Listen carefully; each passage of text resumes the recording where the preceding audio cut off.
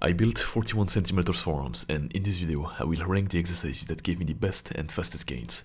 I've tried every forearm training methods possible as far as I know over long periods of time, so I have a lot to tell you about in this tier list video. We'll start with hand grippers. They will go in the B tier.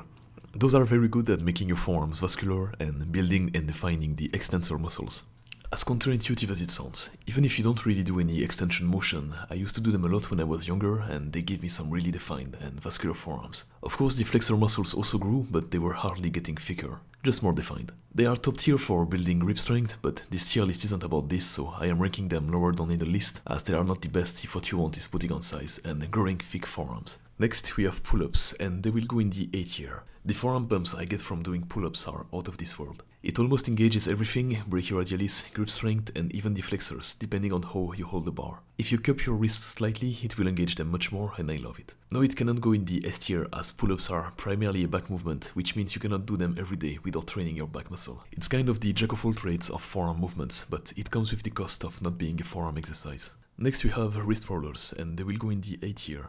I find them incredible to work the extensor muscles as they respond well to low intensity and high volume. But I also find them absolutely trash when it comes to the flexor muscles, which from my experience respond well to higher intensity and lower volume, so the opposite. You can't use wrist rollers and only target the extensor muscles unless you make the weight roll back down every time you do a full rep, so it's not very practical. That's a very painful tool to use as well, it always burns the forearm so much, but yeah, very good for extensors, trash for flexors. You will see that there are much better ways to target the flexor muscles, like for example, the barbell wrist curls. Those are almost top tier to grow massive forearms, excellent range of motion and feeling, but they also put you in an overly supinated position, which can hurt if you have low mobility.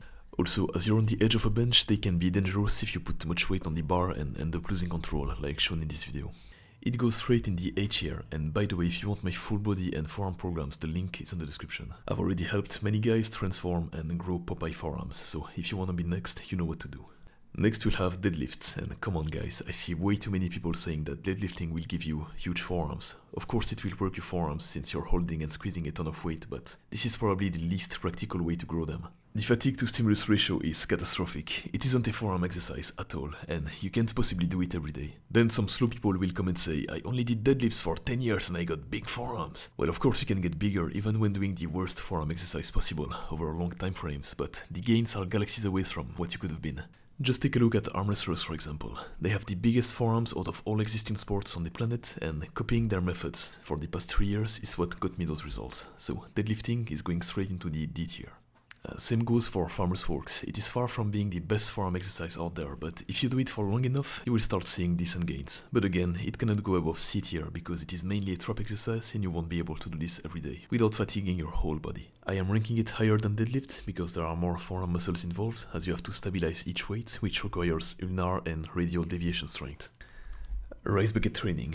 Now, I've been a huge advocate of this training method, and it's a terrific exercise for building vascularity in your forearms. I've always had the best of pumps out of all the exercises I've ever done with the raise bucket method, as it hits every part of the forearm muscles so well. You can do everything with it: pronation, rising, ulnar deviations, supination, cupping, all kinds of extension exercises, you name it. I swore by this exercise at the start of my journey, but by experimenting with other things, I found out that some exercises gave me way faster results, and that raise bucket training was especially good for recovery, rehab, and blood flow. So I will place it in the B tier. A very good exercise, but there are others that are much better for hypertrophy. Now I'm about to nut for the first exercise of the S tier. We have reverse curls. Those are so good for the brachialis, it's not even funny.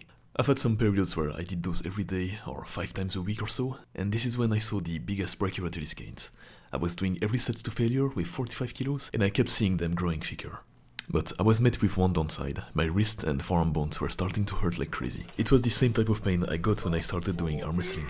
The tension applied to my wrist in a pronated position was starting to get really painful, to the point it was making me unable to go as hard on other exercises like triceps pushdowns. I was just uncomfortable in everyday life, so I had to reduce my volume and go back to 2 times a week on my pull days.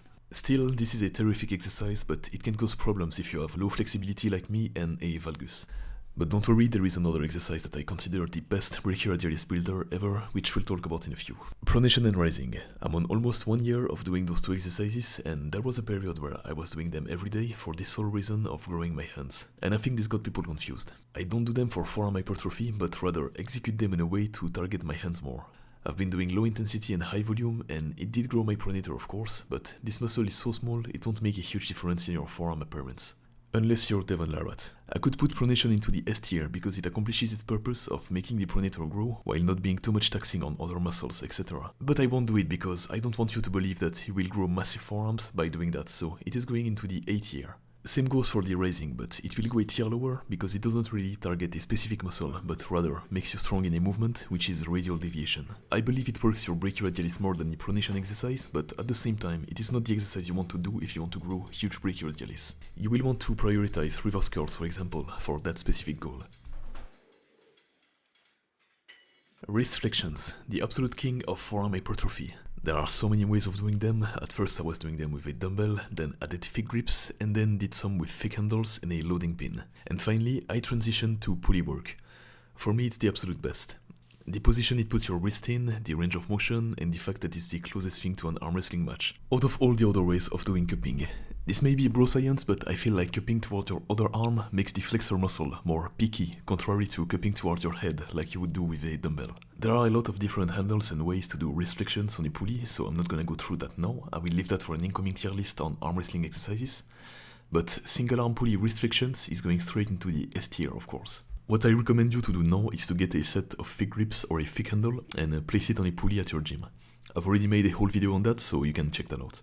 Speaking of thick grips, I like them, as I just said I used them for my dumbbell wrist curls back then, which made it more challenging, less painful on the hand, and gave me better gains. Without a thick grip you can sort of rely on the bone structure of your hands to work a little bit less, but if you use a fat grips, your hands will automatically be opened up and you'll have to apply force evenly on the tip of your fingers and on the whole surface of them, which makes the forearm work much more. This is going to the A tier. You can use them for pretty much all exercises, including pull-ups, dead hangs, curls, or anything. Speaking of dead hangs, I like them, I think they're good, but they are more axed towards grip strength. This is a static movement, so it can't be the best for hypertrophy. I used to do them every day when I wanted to get my grip strength up and be able to close a 250 pounds gripper, which I did, and I think that dead hangs helped a lot achieving that. I got my dead hang up to 4 minutes, then stopped because I wanted to focus more on hypertrophy instead. So this will go into the B tier.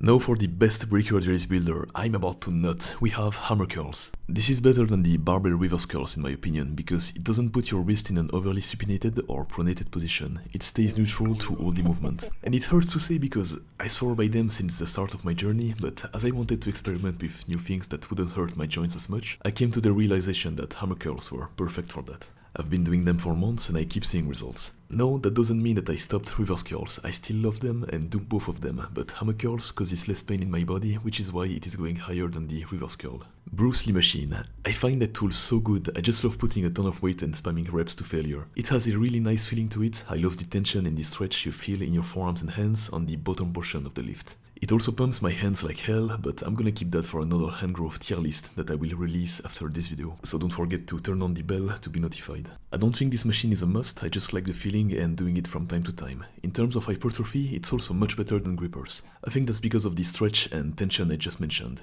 It also has a much greater range of motion, and I personally prefer the position the machine puts your hands in, having to smash 2 straight bars together. So it's gonna go in the A tier. Calisthenics rings. No, those are not really meant for forearms, but I am including them because of a friend of mine who is into calisthenics. I introduced him to arm wrestling thinking he was gonna be bad at it, but I was met with a surprisingly strong cupping strength. Turns out all of the force grip he had been doing on those rings gave him a wrist strength I could almost not pronate out of at the time. No, I'm not going to rank this high because it only gave him the strength and not so much the size, which is normal, because force grip is a static lift for the forearm at the end of the day, so B tier. Next we have dumbbell twists, or whatever those are called. I always see the occasional jacked guy making a video about those saying how good they are, and I'm telling you this is bullshit. This is the most suboptimal exercise possible and doesn't even achieve anything.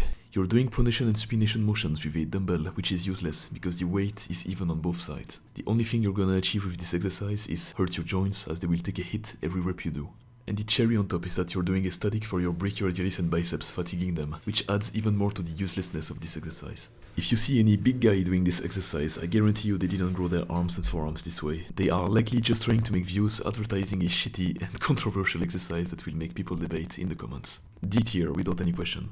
Now, continuing with the bad exercises, we have behind the back wrist curls. The position it puts you in reduces a huge portion of the range of motion from the start. The form on this exercise is usually pretty bad, as you can use momentum easily. You end up bumping the bar into your own body as well, especially if you have a big ass, so it's just bad in my opinion. It's not the worst though, you can still see some gains, but it has absolutely nothing on the other variations of wrist curls I showed you previously.